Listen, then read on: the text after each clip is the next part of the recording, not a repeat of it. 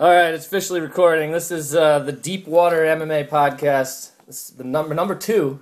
Yes, it is. UFC, we'll be talking mostly about UFC 157, headlined by the women's bantamweight title fight, the first ever women's fight in the UFC, so that's sort of a historic moment coming up this weekend. But first, what were your thoughts on the UFC on Fuel 7? Besides card, anything you learned? Besides the fact that we killed it on the podcast, we kind of called every fight there. Besides the Diabate-Manua fight, but I picked Manua. Yeah. No, I was gonna say besides that fight,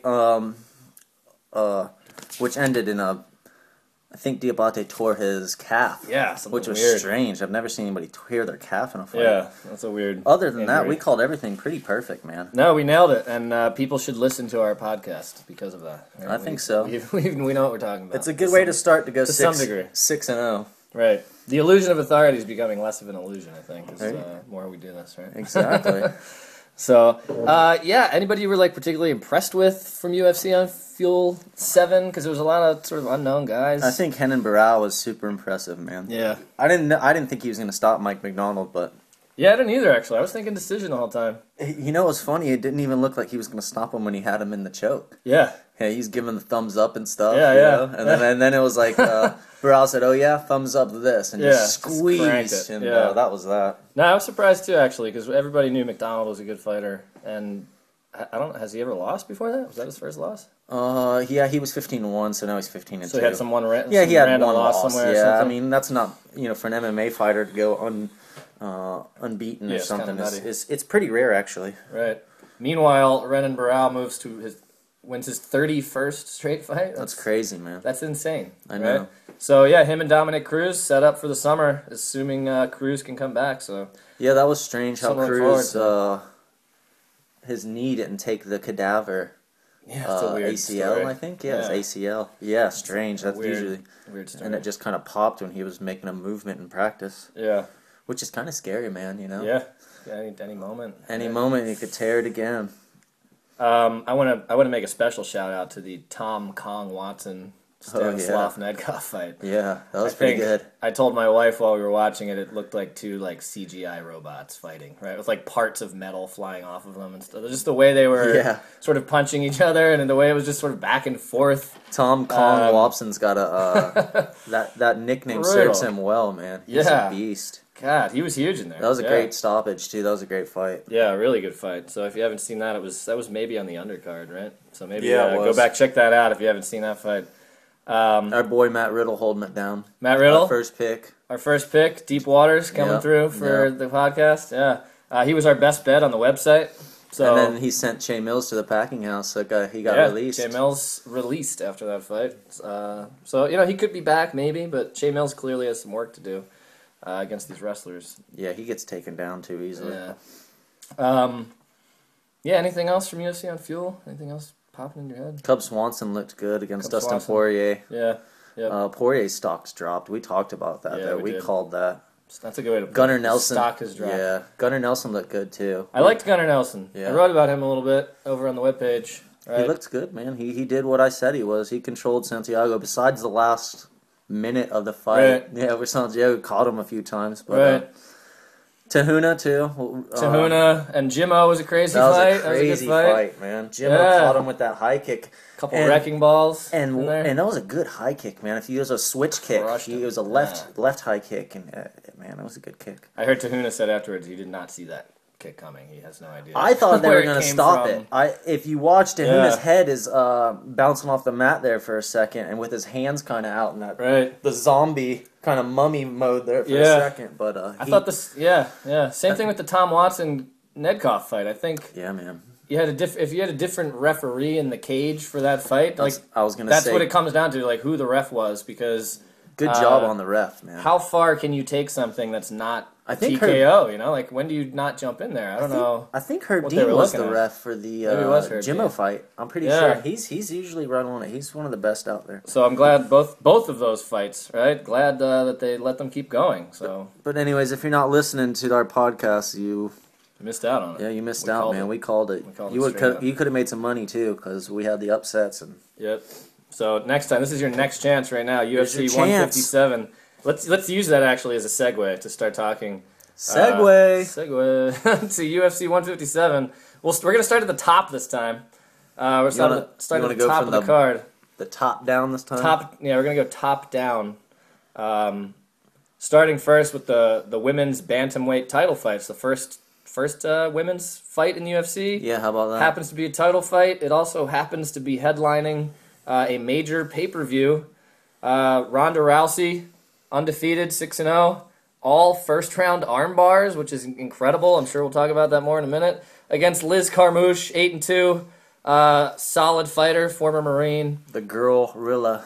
Yeah, the girl Rilla, right? Former Marine. Yeah, Rhonda Rousey, by the way, minus 1,000 favorite in the books. I did not even look at the odds. Are you kidding me right now? That is a larger favorite, I think, than Anderson Silva against maybe it was Chael Sonnen or one of his more recent fights. John Jones is minus 900 right now. That's it. Against Stephen Bonner. That's what I'm thinking of.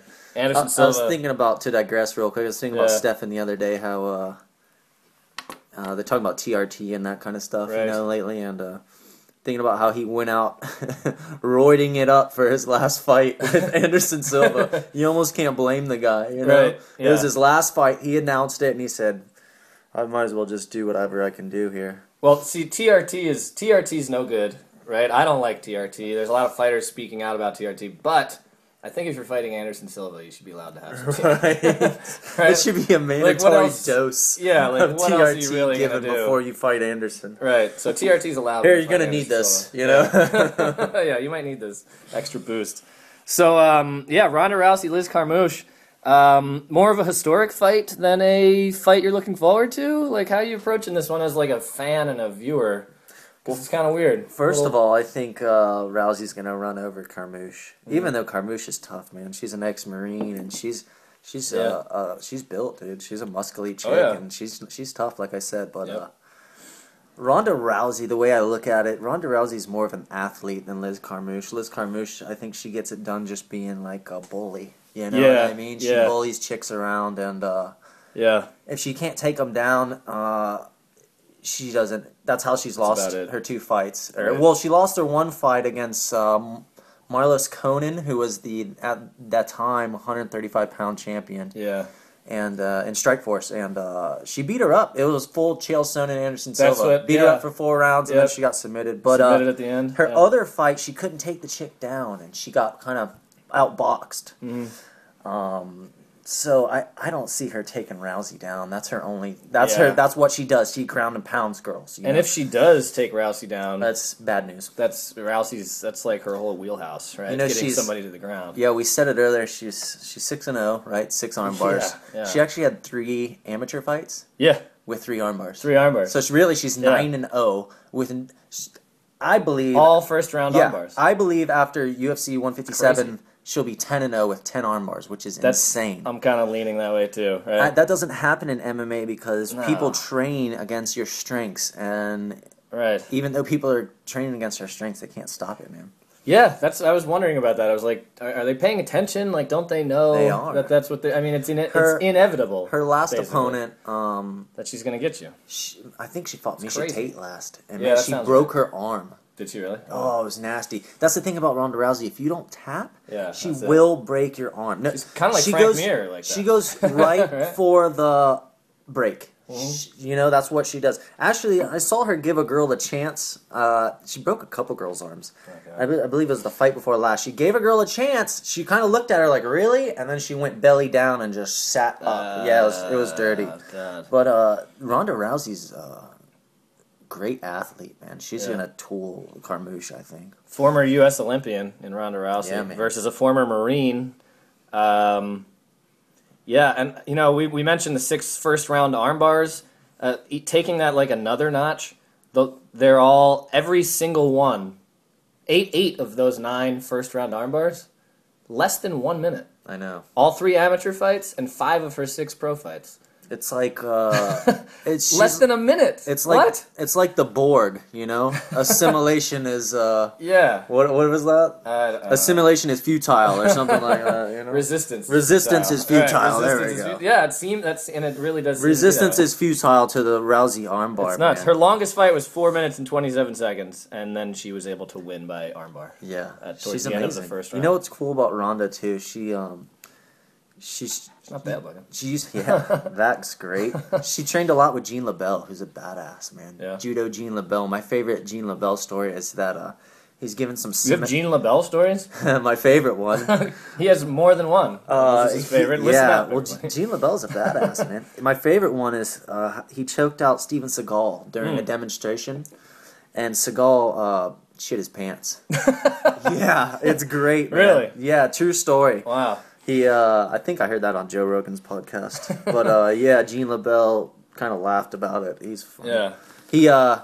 Gene LaBelle's known for doing that, kind of during seminars or during classes. He kind of cranks on the holds and passes people out. And wow. He's a pretty ruthless dude, and he's a badass, man. So he's got so much praise for Rhonda Rousey, you know? To get praise from that guy, that's like getting a thumbs up from your mean uncle or something. You know what I mean? It takes a lot. It's not easy. We all know, I think it's pretty obvious, right, that Rhonda Rousey's being brought in. She's already been given the title without having to fight for it in the UFC, at least. Which she said she didn't like. Which she said she didn't like? Okay. Yeah. Well, she said she didn't like that. She feels like after this, she's going to earn it. Okay. Mm-hmm. So they're clearly bringing her in. They're starting the whole women's division, bantamweight, maybe featherweight or flyweight or something, whatever they end up doing with that. But here's the big question, right? Like she's a bantamweight. Is it possible at all? Is it really possible that Rhonda could lose this fight? Like, what if she loses this fight? I know. I was thinking earlier, wouldn't it be? I don't know what the proper word is. I don't know if it wouldn't it be great, but wouldn't it be great if Liz Carmouche came out and threw one punch and knocked her out? I mean, put Dana White's plans right in a tornado, just twisted them all up, you know? Yeah, and that could totally happen. I mean, anything can happen. I don't see that happening, to be honest. Like I said, the thing about Rousey is she's not just like a fighter. She's a great athlete, man. Yeah. She's a killer athlete. She's got strength, speed. She trains like a beast. I heard her say she only eats one meal a day. What? Yeah, isn't that weird? She must drink protein shakes all day, but she drinks. She eats one meal a day, and her nutritionist told her she should fast on Sundays. Interesting. So she's dedicated. Interesting. Man. I mean, that's dedication, dude. You know, I mean, I eat 6 meals a day. This chick eats once. Yeah.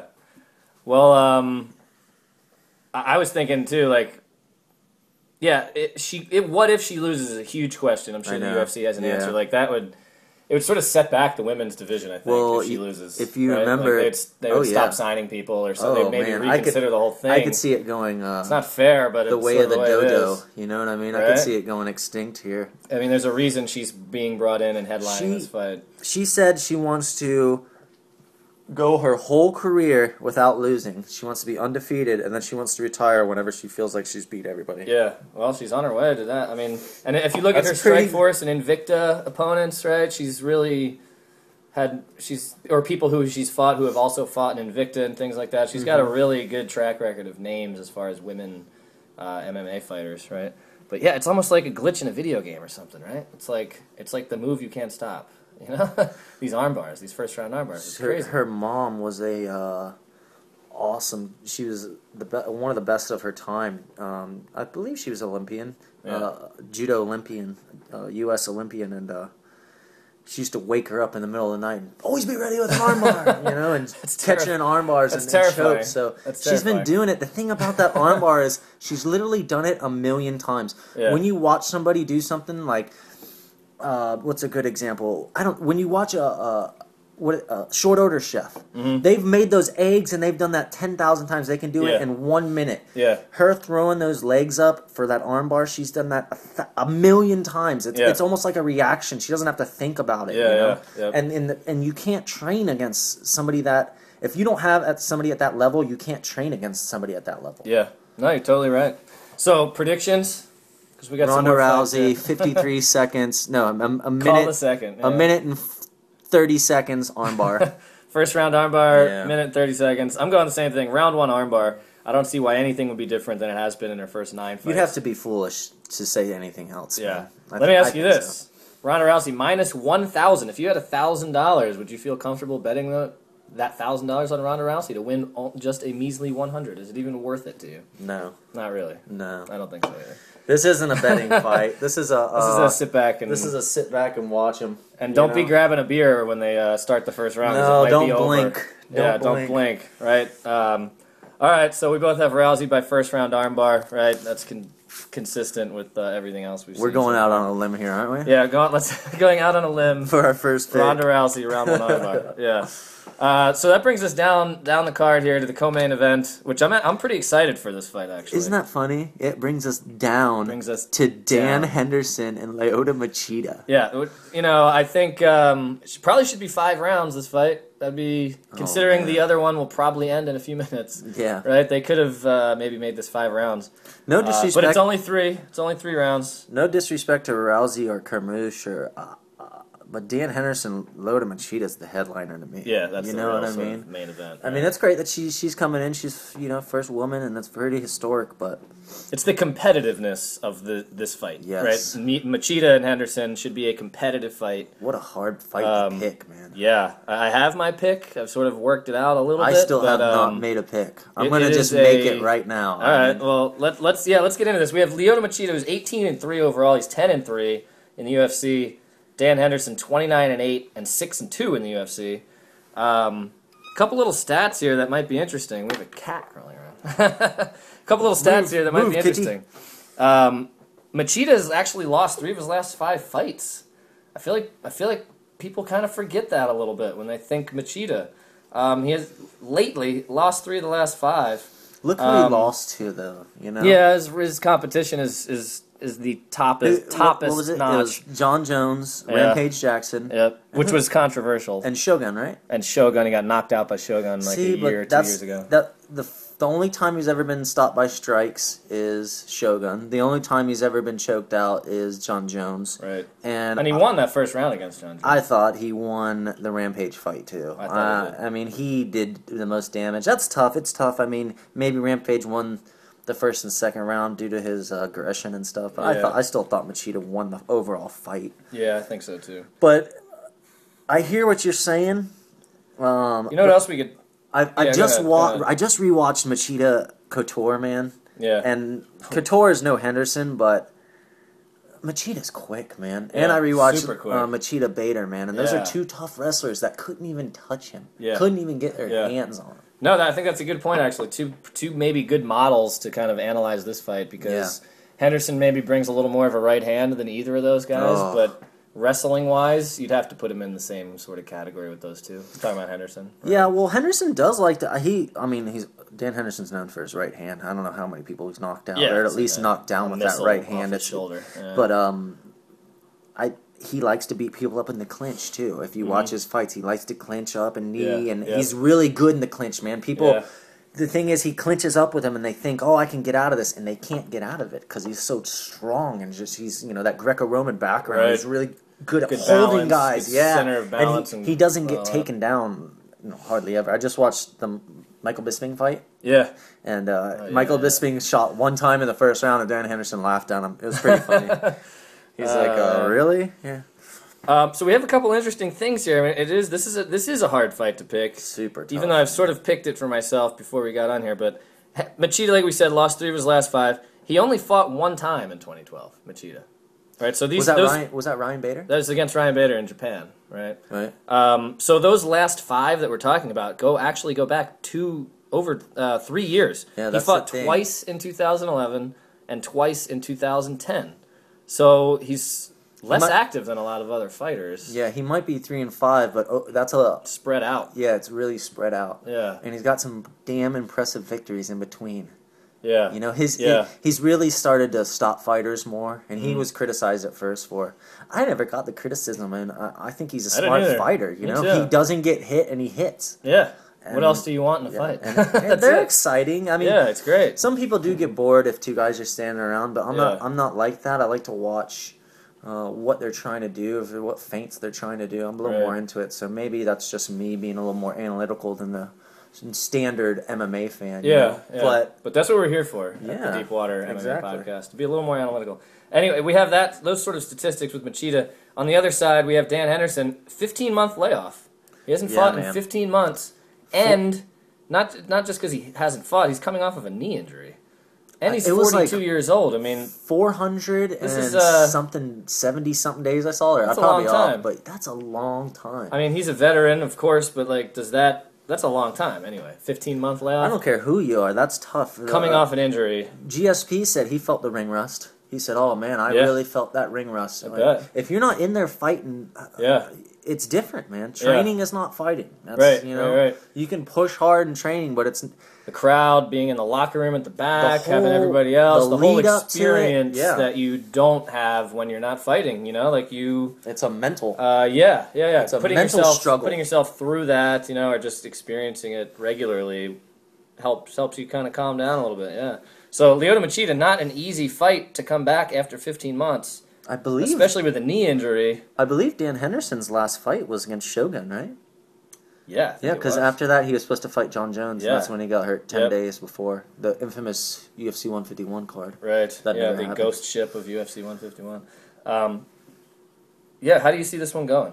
First of all, let's just say who's Dan Henderson has beat in his career: Fedor, Shogun, Michael Bisping, Rich Franklin, Vanderlei Silva, Vitor Belfort, Murillo Bustamante. If you don't know who Murillo Bustamante is, he was an awesome jiu-jitsu dude.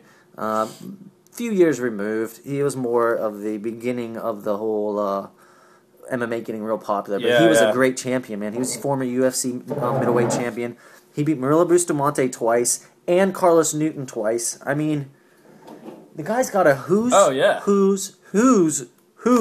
list of fighters. Yeah. The cream of the cream. That might be the best resume in MMA, really. I think it is. When you really boil it down. And it's hard. Multiple weight classes, up and down. It's hard to pick against Dan Henderson just from looking at the people that he has beat. Yeah. I saw a thing the other day. I like to look at some forums and see what people are thinking, Right. And some guy was talking about how Henderson, he got tooled around by Kazal Masaki and he lost to both the Nogueiras. Well, he came back and beat Masaki, and both the Nogueiras are way bigger than him. At the time that he fought the Nogueiras, he was fighting at 185 pounds. Oh, and I mean, look how big the Nogueiras are. They're light heavyweights especially and heavyweights. Big Nog. Really. So how can you knock them for that? That's just the internet warriors. Yeah. So I can tell you how I see this one going. Let me know, man. I'm going to tell you right now because I think, like we said, right, Machida has done well against wrestlers, right? Which is kind of crazy because for so long in the UFC, wrestlers dominated fights, right? Like if you were in there against a good wrestler, you knew you're going to get taken down, and if you didn't have the skills to avoid getting taken down or to be able to get back up, you were kind of screwed, right? But I think Lyoto Machida and has the style for these wrestlers. People have a hard time getting their hands on Lyoto Machida. Yep. And if Dan Henderson can't get his hands on Lyoto Machida, I see Machida with his incredible footwork, right, and distance, ability to keep distance and range and stuff. I see Machida peppering him, picking him apart a little bit, coming in and out. Working body shots, Yep. And slowly maybe wearing a rusty Dan Henderson down a little bit. That's kind of how I see this one going. Well, you got to look too. Dan Henderson's 42 years old. 42. I mean, you got to get old eventually. Right? Coming off of an injury. Yeah. Lyoto Machida's only 33, I think, or 32. I wrote it down. Yeah, I think he's like 34 or something maybe. So, anyways, he's still he's young. 30. He's not in his. I wouldn't call it the prime of his career, but he's still got enough years to where I think he's going to be the fresher fighter, man. I think personally a lot less fights. I think Dan Henderson is probably my favorite fighter. I just love the way the guy fights. He comes to throw that right hand and knock people out. He is awesome. And I hate picking against him, but I'm going to go with you, man. I think Machida's going with the Machida. I think Machida's one thing that plays a big factor in this, it's a 3-round fight. Yeah. Machida's not going to get tired. Dan Henderson might get tired. He could. Unless Hendo puts that right hand to Machida's jaw early. Yeah. I don't think it'll happen, and Machida's too elusive. And Like I said, I don't like picking against Dan Henderson. It's a bad thing to do. You don't make a lot of money doing it. Not historically, no. But I'm going to pick Machida, man, by decision. Yeah. Maybe split. Yeah. I'm picking Machida by decision, and I'm going to go 30-27 Machida. Right, he's just going to be too I think he's going to win each round. I know this happened a little bit with the Fuel TV card a little bit, actually. I was scoring it myself, and I ended up with these 30-27 final scores, but the fight itself didn't seem like 30-27, but sort of with the score system that we have available, it's like you have to give one guy a round and one guy, you have to give somebody 10 and somebody 9. Somebody 10 and somebody 9. And so even if it's super close, you could still end up with these 30-27, so they end up looking a little lopsided, but maybe they're not. So yeah, I'm leaning Lyoto Machida on that one. To win by decision, maybe 30-27. I want to add, too, that this is Deepwater MMA's best bet of the card, according to our other contributor, Kelly Miller. Right, he wrote up a nice little breakdown. You know what's funny? We don't talk, at least I don't talk amongst with the other guys as much as you do. And, I'm the bridge. We're right, but we're right on the track with those picks, man. Right, yeah. So we've all got a similar mindset, a like mindset. Yeah, we're all on the same page. So Machida, maybe the best bet of the card. It's one of the least lopsided fights as far as the sports books go.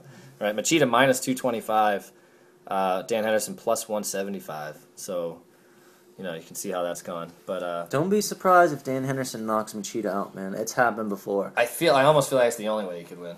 I feel like that is almost like a Shogun style right hook to the head. That's how he lost to Shogun. Yep. That's what it would have to look like. Henderson will be doing in this fight. He will have that left shoulder high.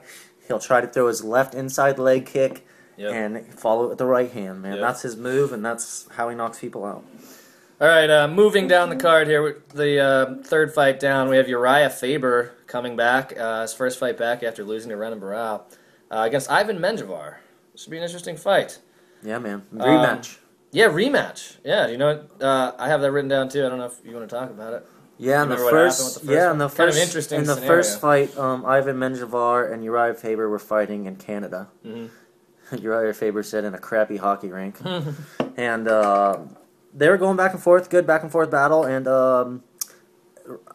I believe Uriah Faber said one of them shot down for and the other one sprawled. One shot for a shot, and the other one sprawled. I believe either Faber or Menjivar sprawled, but when they were coming back up from both being in a down position, Menjivar just threw a kick. Yeah. And Menjivar said in an interview that he had, I think he was fighting in Japan, and the rules are different. And the kick kind of just grazed Uriah's eye and cut him.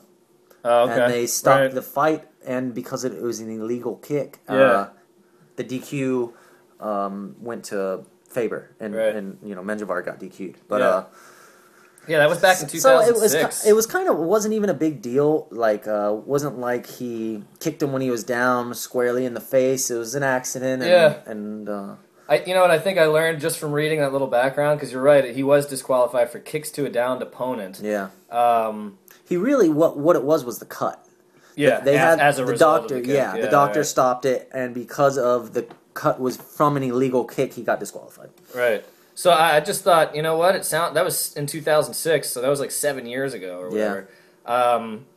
It's been a long time. These guys have been fighting for a long time, but it sounds like it was a really sort of even matchup 7 years ago, So I'm thinking this could be another close fight, another interesting fight here. I was going to say, Ivan Menjivar has been around a long time, man. He's a tough dude. He fought George St. Pierre back in the day. George St. Pierre's first big fight was against Ivan Menjivar. Wow. He put a calf slicer on Joe Lozon. If you don't know what a calf slicer is, look that up. Ivan Menjivar, Joe Lozon. It hurts, man. It sounds like an actual tool you can use. It's more of a pain hold and not like a joint hold. So you can't really like tear somebody's knee or anything, but it puts such pressure on your calf. Yeah. Using like a figure four leg scissor type thing, and it sounds like one of the horribly uncomfortable. Charles Oliveira tapped a guy in the UFC with it. I forgot. Recently? Yeah, I forget who he tapped with it, but calf slicer. It sounds horrible. Oh, it's a nasty move, man. Yeah. But Menjivar's like a piece of farm equipment. Menjivar's a tough dude. That's a dark joke. A nasty piece of farm equipment. Yeah. Go get the calf slicer. Yeah. The odds on this fight, despite that first fight, right? I mean, Faber's a big name. People know Faber. People don't really know Ivan Menjivar so much. He's not a household name. Not a household name like Faber is, especially in California. He's been making a name for himself, though, man. Yeah. I think he's 4-1 in the UFC. 4-2. 4-2. You're right. Faber's only 2-2. But I believe Ivan Menjivar's first fight in the UFC was against Matt Serra, and he lost. That was a long time ago. Yeah. And so he's in his previous UFC stint, he had lost, but in this UFC stint, I believe he's 4-1. Okay, that could be right. Yeah, that's probably right. Yeah, he's got a winning record in the UFC. So I think he's won three straight. Yeah.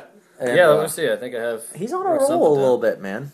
Yeah, he won his last fight. He last fought at UFC 154 and won by round 1 armbar. He won in the first round. Yeah, he's got great submissions. I was talking about the calf slicer against Joe Lozon. That was early in Lozon's career, but still, man, to get that guy in a calf slicer. Yeah, how do you see this one going? Because this is Uriah Faber. A tough fight. This for me is like the tougher fight to call. I just think Uriah Faber's too athletic for him, too fast. Menjivar's good, but Faber's gonna be the quicker opponent on the feet, and don't be surprised if he slams him down a few times. Yeah. I don't think Faber's going to sit there and ground and pound Menjivar, just because Menjivar does have good submissions. But you got another thing about Uriah Faber. He's got good submission defense, man. Yeah. He trains with a bunch of beasts over there at oh gosh, what's the academy there? Alpha Male. Alpha Male. Yeah. Them and their guillotine chokes, man. I got your Faber winning. Faber slightly easily, unanimous decision. Okay, interesting. Yeah, I think this is going to come down to whether or not Menjivar can keep his distance and try to hit Faber, because I think Faber, like you said, is going to look to take it to the ground and clinch and work in close quarters. I'm leaning Faber, but maybe in a split decision. Right. Like you 29-28 kind of thing. Expect Menjivar to show up, I expect Menjivar to show up. Yeah, he's a crowd pleaser. He's an aggressive striker. Right, I expect him to show up. Might be worth a play as an underdog. He's plus 300. That's a good play. I don't know if he's that much of an underdog, right? I mean, we talk about public. Well, right, when you talk about betting, there's public favorites, and Uriah Faber is a public guy. People know who he is. That's a good point. So it maybe ends up being skewed a little bit higher than it should be. I see this as a little bit more of an even fight than minus 400 and plus 300. But I still think Faber will pull it out. Yeah, I think Faber. The thing about Faber toughness, strength, he fights really well when he's not in title fights. Yeah. He fights very, very well. So. Yeah. All right, moving down the card, we have another one here. This is a surprising fight for me. When I first saw the fight card, I was like, "What? Weird matchup." Josh Koscheck versus Robbie Lawler, and you know what? The first thing I thought, I was like, "What's Robbie Lawler doing in the UFC?" I know that's like a total slight to Robbie Lawler, but every time I've seen him fight in the Strikeforce, I'm like, okay, he's a good fighter, sort of a little brawler type. Yeah. Doesn't seem to have much of a ground game that I'm aware of as a fight watcher. No. So this one was easy for me. This was an easy pick for me. I think it's a bad matchup for Lawler. Lawler's got good skill. It's a really bad matchup for Lawler. Yeah, I think he's not gonna. I don't think he'll be able to do anything. This is his second stint in the UFC. Yeah. Kind of by default too, right? Like only because Strikeforce closed is Robbie Lawler in the UFC. Right I think he's getting his chance for being an OG kind of fighter.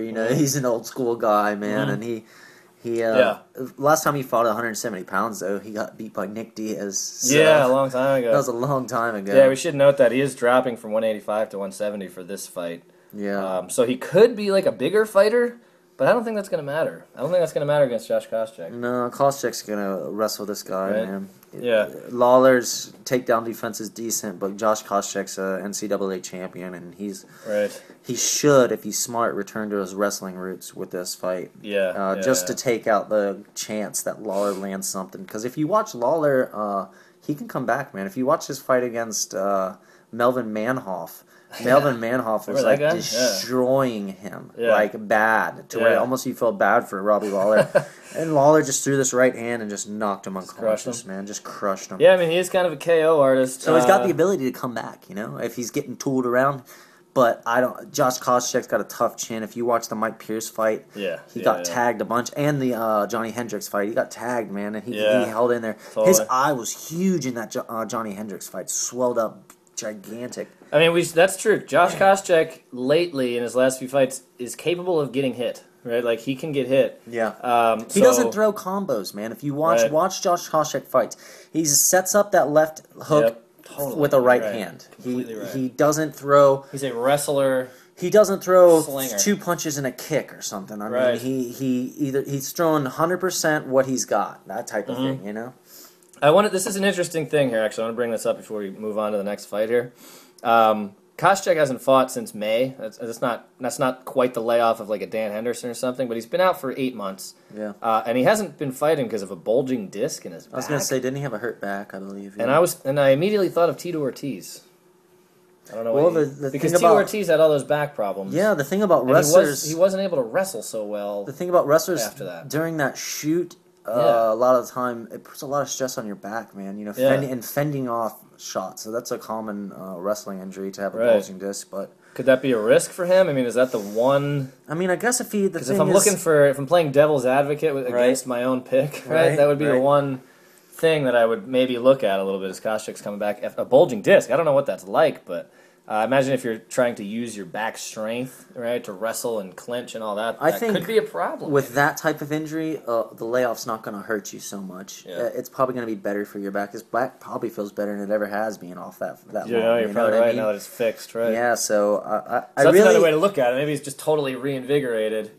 And who knows? I don't know all the details, but maybe that's why he was fighting the way he was before. I believe he left AKA, too. Did he? Yeah, he wasn't too happy with AKA. Interesting. Yeah, so he was in a new camp, and I expect him to be a little hungry. And if he doesn't get caught with a Robbie Lawler right hand, he should be fine. Yeah.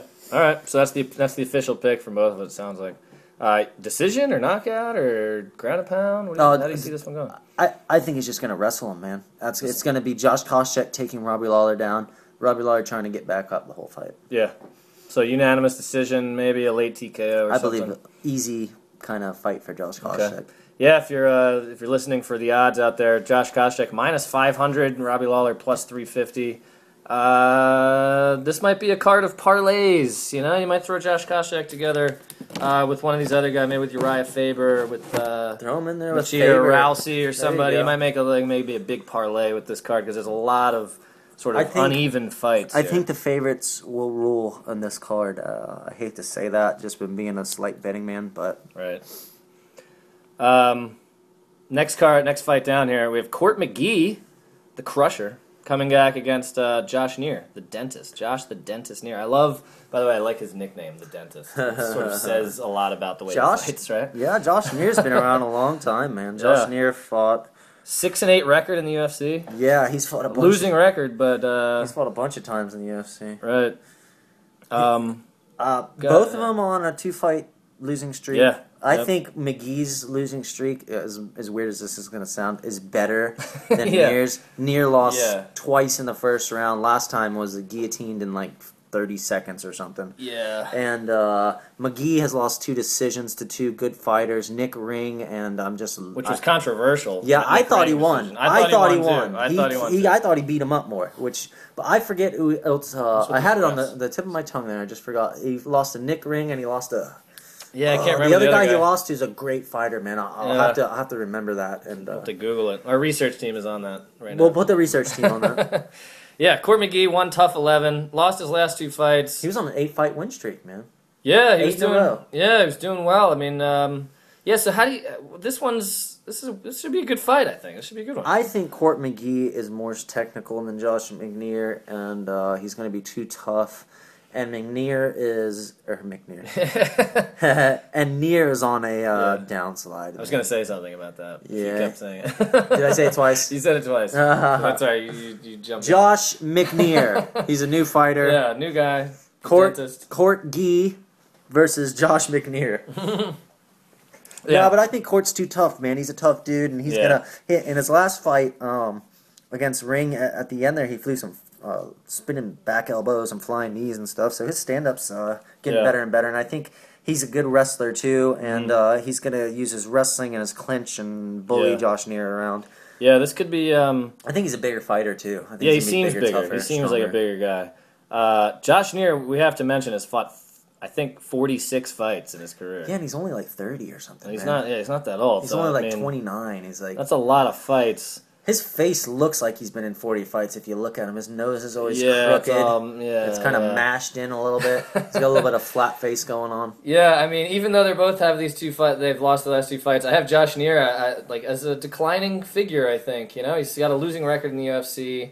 I like the way he fights. I just don't think great for the crowd. I think he'll be a good first fight on the card. To open things up and maybe set the tone for the rest of the card a little bit. But honestly, don't be surprised if McGee stops Neer. Yeah, because Neer's been stopped twice, in his last two fights. Yeah, could be an early stoppage too. The way don't be the way things are trending. Don't be surprised. Right? Yeah, I actually wrote a little article about this related to Rampage Jackson. Just in MMA, people decline faster than in other sports. Yep. I think it's a big part of it is a mental aspect, especially in MMA. We saw it with Chuck Liddell. He just almost off the rails. Chuck said it himself that his chin just left goes. him. It goes. You know what he said? It was pretty interesting. We'll digress real quick. Yeah, and then we'll pick our last fight there. Mm-hmm. He said that he felt like his body was taking so much punishment throughout the years that his body kind of went into this mode where instead of taking a lot of punishment and kind of like his brain knew that his body knew that he was so strong-willed that he would take the punishment. Right. And after so many years of it, his body was like, now wait, I don't want to take this punishment anymore. Right. So the first hard punch that I feel Yeah. in my chin area, Yeah. I'm going to put you to sleep Yeah.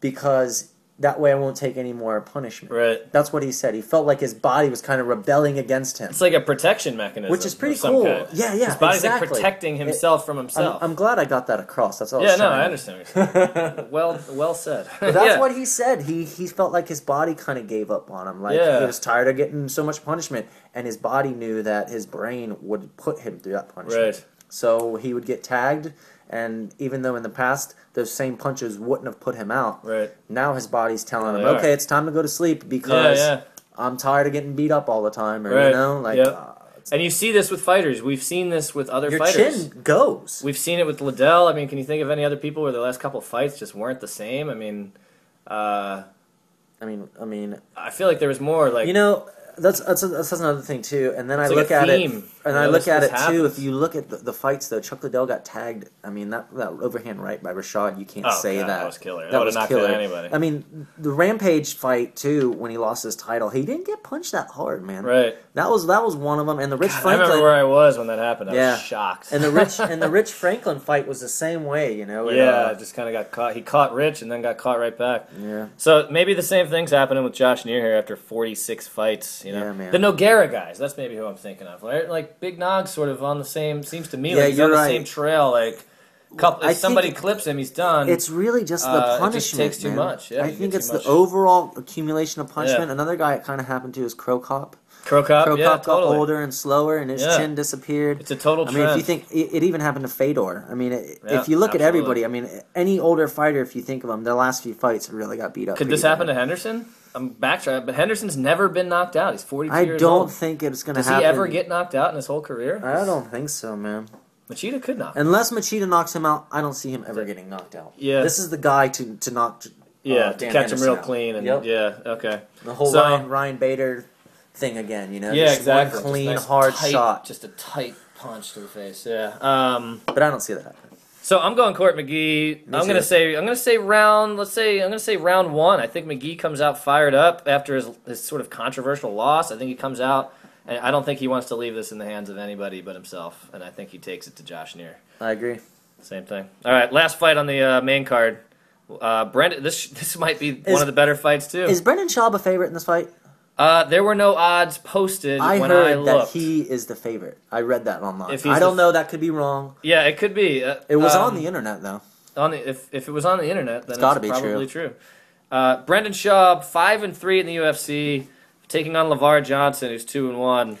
If Brendan Schaub is the favorite, pick LeVar Johnson all day. Yeah, I think the Deepwater MMA betting crew of Kelly Miller and Sam Maxwell are... What's up, Kelly? Yeah. What's up, Sam?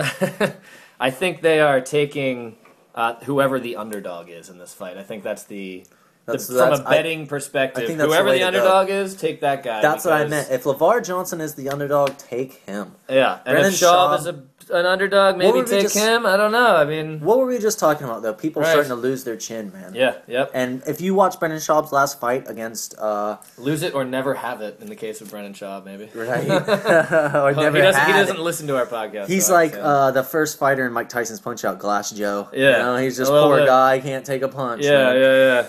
So he's lost 2 KO losses in a row. Who is this? I know Ben Rothwell. Ben Rothwell did not even hit him that hard. That was one of those ones where, like, are you serious? That was when I was kind of researching this a little bit. That was the one that I was like, okay, now I know who I'm picking, right? Because you have Big Nog knocked him out. Fine, Big Nog's a good boxer, but Ben Rothwell, we've seen him lately. Ben Rothwell, not exactly top class heavyweight, right? And he knocked out Brendan Schaub. So. I know. He's a tough dude, though, Ben Rothwell. I used to watch him in the IFL. You remember? You ever watch IFL? Yeah. I think that was a weird concept, team fighting. Yeah, right. I think Brendan Schaub here could be kind of a little bit like Uriah Faber, maybe. Could just be a name that people know because he fought on Tough, right? I got to be honest with you. I don't see Brendan Schaub having a chance against LeVar Johnson. The more I think about this, the more LeVar Johnson's a monster. That guy's like 6'6" or 6'7". And if you watch his Pat Barry fight, he put Pat Barry to sleep. Oh, man, that was crushing KO. And Pat Barry's no joke either. Standing, at least. LeVar Johnson, I believe, he's beat everybody besides Stefan Struve, I believe, got him in an armbar. Yeah, he lost by armbar. Yep. That was his last fight. This is all off the top of my head, most of this, two people. You're incredible, actually. I don't have any notes whatsoever. Yeah. But, I don't see Brendan Schaub's chin holding up, man. LeVar Johnson's fist is like as big as my head. Yeah. So, one punch from that guy. It's like a 4-pack of 16-ounce beers. That's how big it's like getting hit with a 4-pack of Pabst. You know, it's doesn't feel good. Right. And Brendan Schaub's gonna feel it, man. Yeah. I think you're right about that completely. I foresee the future. I'm Brendan Schaub, if anything, will be looking for a sub because LeVar Johnson, he's lost 6 fights in his career. 5 of them were by submission. Thank you for saying that. I was going to say, if Brendan Schaub stands a chance, he will try to wrestle, but he's not really a wrestler. He doesn't really he's not quite a he's a football player. Yeah, he's an ex-football guy. Who might have wrestling skills, but he hasn't had years of wrestling experience to hone them, you know? So getting LeVar Johnson to the ground is not going to necessarily be an easy thing. I've said this before, and this is one of my things I like to say. Practice, you wrestling in practice, Brendan Schaub, I believe, he's still fighting in Jackson MMA. Yeah. He's got great, he's got great training partners. Yeah. And I'm sure he wrestles good in the gym, but translating the gym into a fight is different. Yep. Practice is practice. In a fight, some things don't translate for people. Yeah.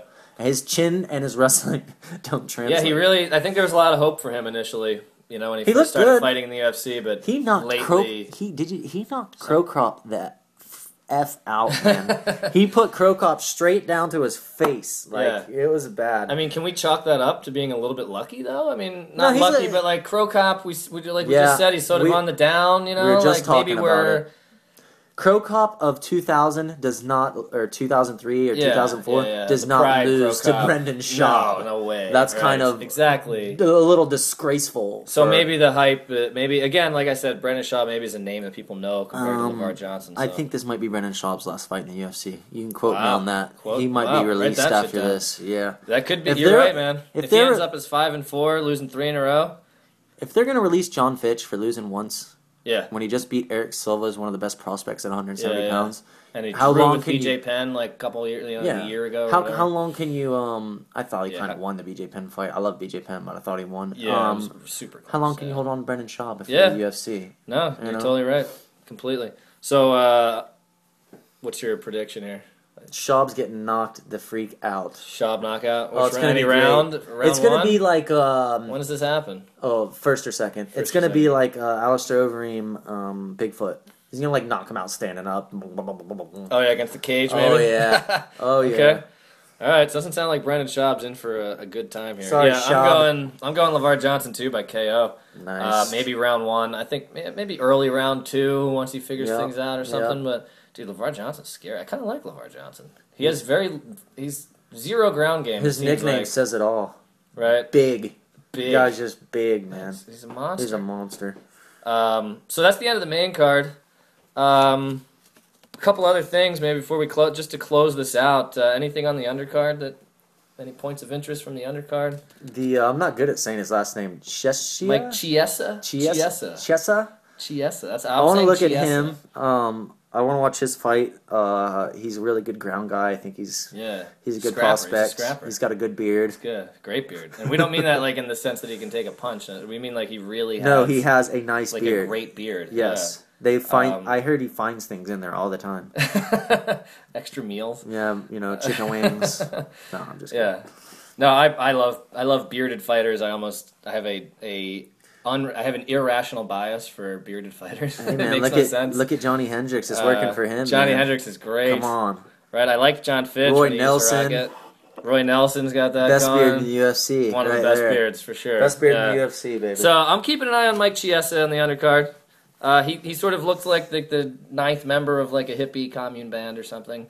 But yeah, he should be an interesting fight. I'm not sure what else is happening on the undercard. I thought Schaub Johnson might be on the undercard too. It could, maybe it's the last fight of like the FX. I believe it is. I could be wrong there. Could be. It don't matter because. No, you might be right. We might have gone a little. That's okay, but LeVar Johnson's a good pick. Bet some money on him. I believe he's the underdog somehow. Yeah, which is crazy. Yeah, and then I guess the last thing, the UFC released 16 fighters the other day. No, that's pretty They're crazy. Sort of paring down things a little bit. I touched on a little. I didn't disagree with anybody besides John Fitch. I don't know why. I don't understand John Fitch, but maybe it's a business sort of a commodity, right? I was thinking maybe John Fitch makes a lot of money. And he doesn't make a lot of money for them. Yeah. They're kind of getting the what's our return? Right. And he kind of beat up Eric Silva, who's one of their prospects. Yeah. I don't think they like that. That's the vibe I get, where it's like he's done. You kind of beat up one of the guys we didn't want when you put it in that perspective. You know what I mean? He's sort of ruining things for the UFC. He's ruining things for the UFC, and then Damian Maia. I never even thought about it like Damian Maia controlled him, and they're like, okay, we got an excuse. You know? Yeah, exactly. Because he's not a super exciting fighter. He never was. No. He took a real beating against GSP. I mean, I that was respected him for his loss, as far as that goes. He took more right hands in that fight, man. Brutal. He got knocked down a few times. So anyway, that's it. We got UFC 157 coming up Saturday night, normal time. I got my one last thing. Go ahead. I'm gonna recommend a fight for you guys to watch every week. Okay, do that. If you have not seen Takanori Gomi versus Nick Diaz, I recently told this to Dan. That's right. You're missing out in life. Beautiful Watch fight. Takanori Gomi versus Nick Diaz at Pride 33, The Second Coming. The Second Coming. Yeah, great fight. I can vouch for that. If you haven't seen it, go check it out. Give you a little background, a little historical context for these guys and what they're doing now in the UFC. Gomi at his peak, man. He was a beast. Yeah, I think he was undefeated in Pride at the time or something. Yep. Yeah. So, all right. This is Dan Kennard and Cale Loveridge signing off from the second Deepwater MMA podcast. Get your bets in. Check out more analysis and information from some of our other website people over at DeepWaterMMA.com. Anything else? Peace. Peace.